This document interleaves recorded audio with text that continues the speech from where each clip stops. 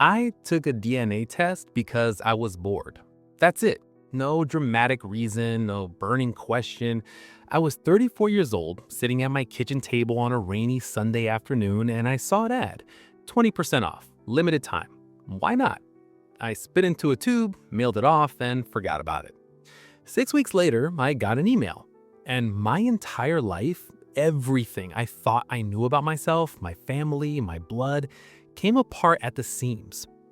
Let me tell you who I was before that email. My name is Caleb. I'm 34, I work in logistics, live alone in a one-bedroom apartment, and I've always been what people politely call independent, which is just a nice way of saying I didn't need a lot of people around me to feel okay. I grew up in a quiet suburb outside of Columbus, Ohio. Just me, my mom Margaret, and my dad Richard. No siblings, no drama. Or at least, that's what I believed. My parents were the picture of steady. Dad worked in insurance for 30 years. Mom taught second grade for almost as long. They were not exciting people. They were not adventurous people. They drove a beige sedan, had a beige couch, and kept a beige routine. Dinner at 6, church on Sundays, 2-week vacation every August to the same lake house they'd rented since before I was born. And I loved them. I did. They were good parents. Patient, reliable, always there. But there was always something underneath the surface that I can never quite name. When I was a kid, I used to look at family photos and feel like a visitor. My dad was broad-shouldered, sandy-haired, blue-eyed, all German and Irish lines in his face, everything squared off and solid. My mom was small, dark-haired, olive-skinned, a mix of Italian and Greek that ran deep in her family for generations. And then there was me, 6 feet tall, brown skin, black hair that curled tight in the summer humidity, eyes so dark they looked almost black.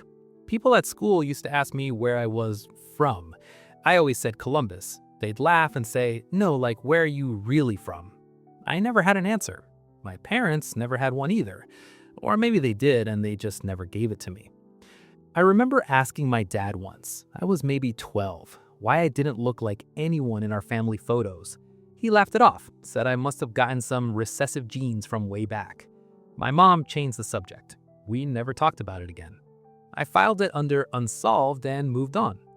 34 years old, and I was still carrying that question somewhere in the back of my chest, like a stone I'd learned to walk around. And then I spit into a tube. The email came on a Tuesday morning. I was at work, half paying attention, scrolling through my phone on a break. Your DNA results are ready. I almost didn't open it right away, but something made me stop. Something pulled. I clicked. The ethnicity breakdown loaded first, and I stared at it for a very long time. 0% German, 0% Irish, 0% Italian, 0% Greek. The screen showed something completely different, something that had nothing to do with any name in my family tree. My ancestry pointed to West Africa, to Central America, to a bloodline that had no connection whatsoever to the two people who raised me. I sat in my car in the parking lot for 45 minutes. I kept refreshing the page. I kept thinking there was a mistake, a glitch, a mix-up at the lab. But it wasn't a mistake. And then I scrolled down to the DNA matches. The website shows you other users who share your DNA. It ranks them by how closely you're related. And right there at the top of my list, not in the distant cousin section, not in the possible relative section, right at the very top, under close family, were two names I had never seen before in my life. A man and a woman. And the percentage of shared DNA between us was consistent with one thing and one thing only. Parents. Biological parents. My biological parents were in the database, and they had been there the whole time, waiting. I didn't call my mom and dad that night. I couldn't. I didn't know what I would say. I didn't even know what I was feeling. What I felt was hollow, like someone had scooped out the inside of me and left the shell standing. I spent 3 days doing nothing but researching. I found the man first. His name was shown as a partial match in a family grouping. Through cross-referencing, I was able to piece things together. He lived in Georgia. He was in his late 50s. He had a small Facebook profile, mostly private, a few photos visible, a big family, kids who looked like me, grandkids who had my same dark eyes. The woman's profile was harder to track, but the DNA percentage didn't lie. She was there, somewhere. And then on day 3, something happened that I was not prepared for. One of the DNA matches messaged me. A woman. She identified herself as a first cousin. Her DNA match put her solidly in that range. Her message was short.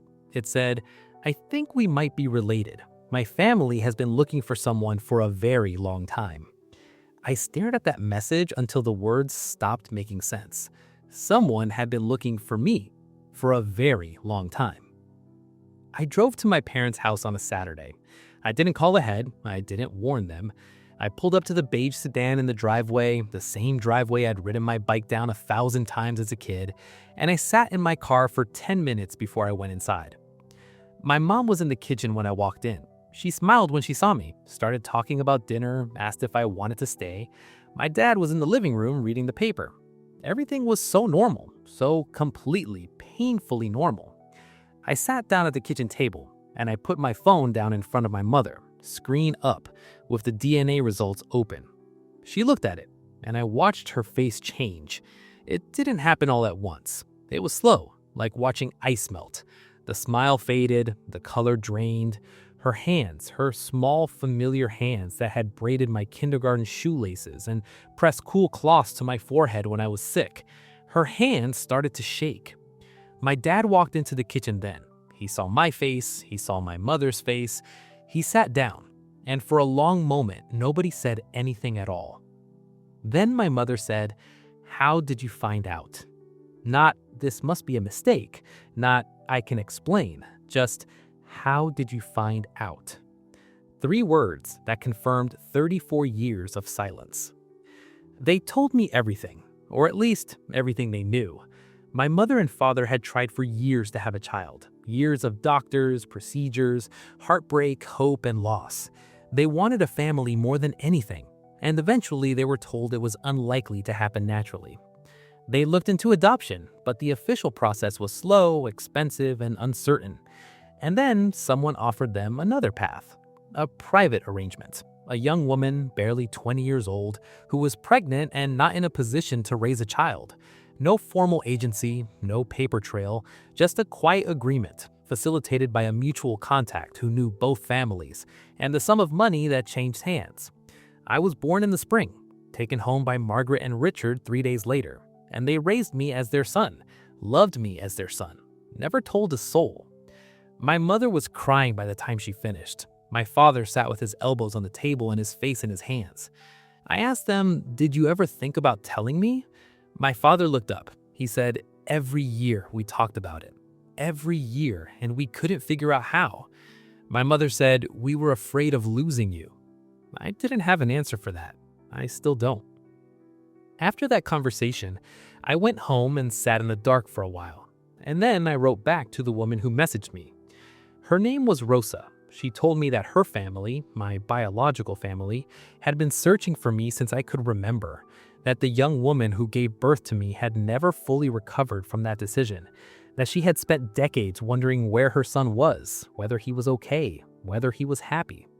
Rosa told me that this woman, my biological mother, was still alive. She was 55 years old, she lived in Georgia, and she had spent 34 years hoping.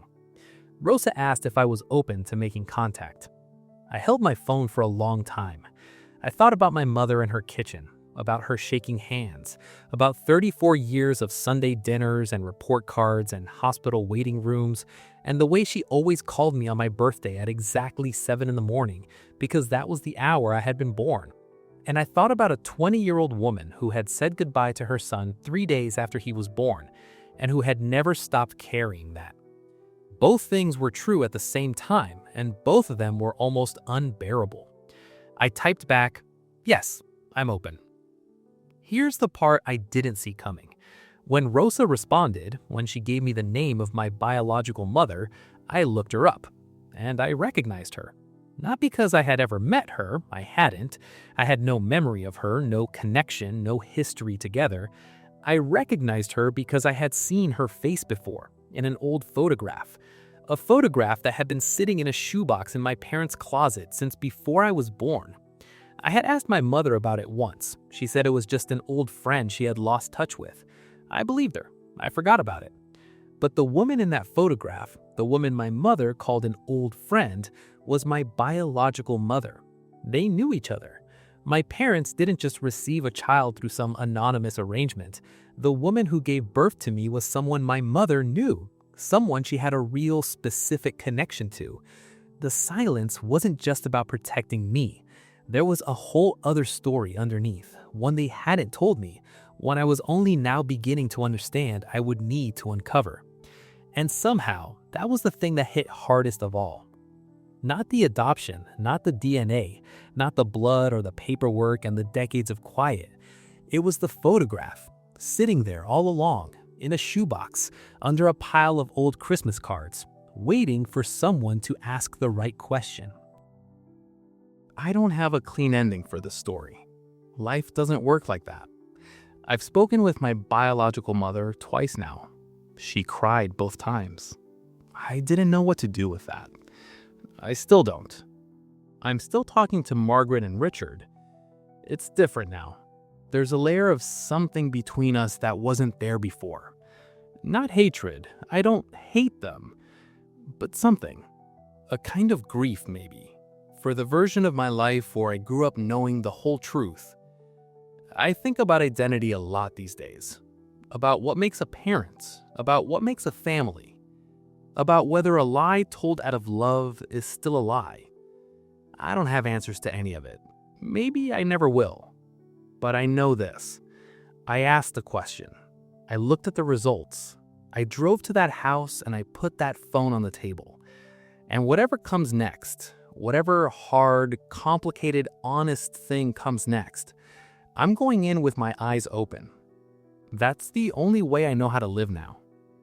If this story hit you, if it made you think about your own family, your own secrets, your own truth, drop a comment below. I read every single one. And if you're new here, subscribe. Real stories, the kind that stay with you.